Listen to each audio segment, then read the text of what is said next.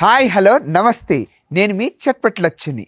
ఈ రోజు నుండి అంటే ప్రతి సోమవారము మీ ముందుకి చట్పట్లచ్చు ముచ్చట్లు అనే ప్రోగ్రాంతో మీ ముందుకు రాబోతున్నాను. కాబట్టి ఖచ్చితంగా చూసి సపోర్ట్ చేయగలరు. అండ్ ఈరోజు టాపిక్ ఏంటంటే ఆగస్టు 1వ తారీఖు నుండి పెరిగిన ధరల గురించి మాట్లాడుకుందాము. అండ్ పాత ధరలు ఎలా ఉన్నాయి, ఏ ఏ రాష్ట్రంలో ఆ ధరలు ఎలా ఉన్నాయి అన్న దాని గురించి మాట్లాడుకుంటూ పెరిగిన ఈ ధరలు మధ్యతరగతి కుటుంబాల మీద పడ్డ భారం ఎలా ఉంది, ఆ భారాన్ని రాష్ట్రము మరియు కేంద్ర ప్రభుత్వాలు ఎలా ముందుండి సహకరించాలి అన్న దాని గురించి మాట్లాడుకుందాం. ఇక ఆలస్యం ఎందుకు, లెట్స్ స్టార్ట్ చట్పట్ లచ్చు ముచ్చట్లు. చట్పట్ లచ్చు ముచ్చట్లు. ప్రపంచంలో జరుగుతున్న యుద్ధాల వల్ల అనేక దేశాల్లో ఆర్థికంగా దెబ్బతింటున్నాయి అనేవి నిజం.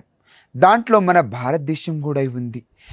ప్రజలకు రోజు రోజుకు పెరుగుతున్న ధరల వల్ల మధ్యతరగతి కుటుంబాలు ఎలా బ్రతకాలి అని ఆలోచించాల్సిన స్థితికి దిగజారిపోతున్నాయి.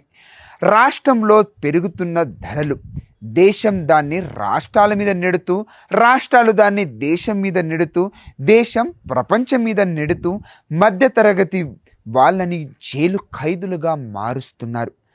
మధ్యతరగతి కుటుంబాల మీద పడుతున్న ఈ భారం రోజు రోజుకి పెరుగుకుంటూ వస్తుంది. ఇప్పుడు మనము ఏ ఏ రాష్ట్రాలలో ఈ లీటర్ ధరలు ఎలా పెరిగాయి అన్న దాని గురించి మాట్లాడుకుందాం. పెట్రోలు, డీజిలు, నూనె అండ్ సబ్బు, నిత్యావసరాలు ఎలా పెరుగుతున్నాయి, ఎఫ్ఎంసీజీ వల్ల పెరుగుతున్న ధరలు ఏంటి, ఏ ఏ రంగంలో ఆ ధరలు పెరుగుతున్నాయి, అవసరాల ధరలు నిదానంగా పెరుగుతూ పోతున్నాయా, అసలు ఏంటి ఈ విశేషాలు ఇప్పుడు మనం చెప్పుకుందాం. కొన్ని రోజులుగా ప్రపంచ యుద్ధాల వల్ల పెరుగుకుంటూ వస్తున్న ధరల గురించి, ఆ ఇబ్బందులు ఎలా అనేవి మనం ఫేస్ చేస్తూనే వచ్చాము. పెట్రోల్ నుండి మొదలైన ఈ రచ్చ గ్యాస్ వరకు వచ్చేసాయి. ఇంట్లో మనం వండుకునే గ్యాస్ సహా మనకు టార్చర్ చూపిస్తుంది. ఇప్పుడు గ్యాస్ మాత్రమే కాదు, మేము కూడా సిద్ధం అంటూ ఇంట్లో కూర్చొని చూసే టీవీతో మొదలు పెడితే నూనె, ఉప్పు, పప్పు, కూరగాయలు ఇలా ఏది చూసుకున్నా ప్రతి ఒక్కటి ఆగస్టు నెల నుండి ధరలు మొరలుగా మోగుతున్నాయి. కాబట్టి ఈ ధరలతో మధ్యతరగతి ప్రజలు పడే బాధలు ఎలా ఉండబోతున్నాయి అండ్ ఆ ధరలు ఎలా ఉన్నాయి అనేది ఇప్పుడు మనం తెలుసుకుందాం. వివిధ రాష్ట్రాల్లో పాత ధరలు ఎలా ఉన్నాయి అనేది ఇప్పుడు మనం చూసుకుందాం. మొదటిగా మనం తెలంగాణ రాష్ట్రంలో చూసుకుందాం. తెలంగాణ రాష్ట్రంలో పెట్రోల్ ధర వచ్చేసరికి 115 నుండి 116 మధ్య ఉండగా, నూనె ప్యాకెట్ ధర వచ్చేసరికి 135 నుండి 165 వరకు ఉంది. ఆంధ్రప్రదేశ్ రాష్ట్రంలో వచ్చేసరికి పెట్రోల్ ధర 112 నుండి 117 మధ్యలో ఉంది. అండ్ నూనె ప్యాకెట్ వచ్చేసరికి 130 నుండి 160 మధ్యలో ఉంది. ఢిల్లీలో వచ్చేసరికి 102 నుండి 103 మధ్యలో ఉండగా పెట్రోల్ ధర, ఆయిల్ ప్యాకెట్ వచ్చేసరికి 125 నుండి 145 వరకు ఉంది. ముంబైలో లీటర్ పెట్రోల్ వచ్చేసరికి 111 నుండి 112 మధ్యలో ఉండగా, ఆయిల్ వచ్చేసరికి 130 నుండి 135 వరకు ఉంది. తమిళనాడులో వచ్చేసరికి 107 నుండి 108 మధ్యలో పెట్రోల్ ఉండగా, 130 నుండి 155 వరకు ఆయిల్ అనేది ఉంది. కర్ణాటకలో చూసుకుంటే 112 నుండి 117 మధ్యలో పెట్రోల్ ఉండగా, 130 నుండి 155 వరకు నూనె ప్యాకెట్ అనేది ఉంది. ఇవి పాత ధరలు. ఇప్పుడు మనం కొత్త ధరలు మాట్లాడుకుందాము. తెలంగాణ రాష్ట్రంలో వచ్చేసరికి 116గా ఉన్న పెట్రోల్ ధర 120 వరకు మారే అవకాశం ఉంది. 160 వరకు ఉన్న లీటర్ నూనె ప్యాకెట్ ధర 190 వరకు వెళ్ళే అవకాశం ఉంది. ఓకే, ఇప్పుడు పెరుగుతున్న పప్పు, ఉప్పు వీటి మీద ధరలు ఎలా ఉన్నాయనేది చూసుకుందాము. కేజీ లెక్క. కేజీ కందిపప్పు వచ్చేసరికి 120గా ఉన్నది, ఇప్పుడు 140 వరకు చేంజ్ అయ్యే అవకాశం ఉంది. మినప్పప్పు వచ్చేసరికి 120గా ఉన్నది 140కి వెళ్ళిపోతుంది. పెసరపప్పు వచ్చేసరికి 110గా ఉన్నది 130కి వెళ్ళిపోతుంది. ప్యాకెట్ ఉప్పు 20కి ఉన్నది 25 నుండి 30కి వెళ్ళే అవకాశం ఉంది. బియ్యం, కేజీ బియ్యం వచ్చేసరికి 60 ఉన్నది 60 నుండి 70కి వెళ్ళే అవకాశం ఉంది.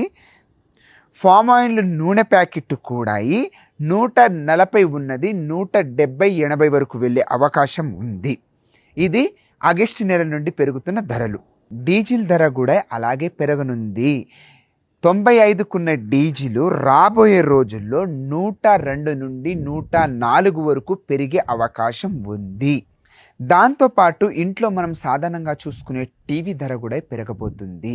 ఇప్పుడు 15,000కు వచ్చే టీవీ రాబోయే రోజుల్లో 30,000కు వస్తుంది. అంటే 6 నుండి 8% వరకు ప్రతి దాని మీద ధర పెరుగుతుంది. దాంతోపాటు కార్లు కొనే వాళ్ళకు, ఈ మిడిల్ క్లాస్ వాళ్ళకైతే అది కలలాగే మారబోతుంది. ఎందుకంటే 15 లక్షలు వచ్చే కారు 20 లక్షల నుండి 30 లక్షలకు పెరిగే అవకాశం ఉంది. దేశాల నుండి రాష్ట్రంలో పెరగబోయే ధరలు అంటే ఆగస్టు నెల వచ్చేసింది కాబట్టి, ఇది టెలికాస్ట్ అయ్యేది ఆగస్టు 3వ తారీఖు కాబట్టి ఖచ్చితంగా ఈ పార్టీకి ధరలు సుమారుగా మార్కెట్లో వచ్చేస్తూ ఉంటుంది. కాబట్టి దీనికంటే ఎక్కువ పెరగవచ్చు, తక్కువ కూడా ఉండొచ్చు. ఖచ్చితంగా ఇది నేను రీసెర్చ్ చేసి తీసుకుందే కాబట్టి దీంట్లో ఎలాంటి మార్పులు ఉండవు. ఇవే పెరగబోయే ధరలు. ఈ ధరలు వల్ల మధ్యతరగతి కుటుంబాల మీద విపరీతమైన భారం పెరుగుతుంది. ఇది ఖచ్చితంగా. సాధారణంగా ఏ వస్తువైనా పండించిన రైతుకు దొక్కుతుంది.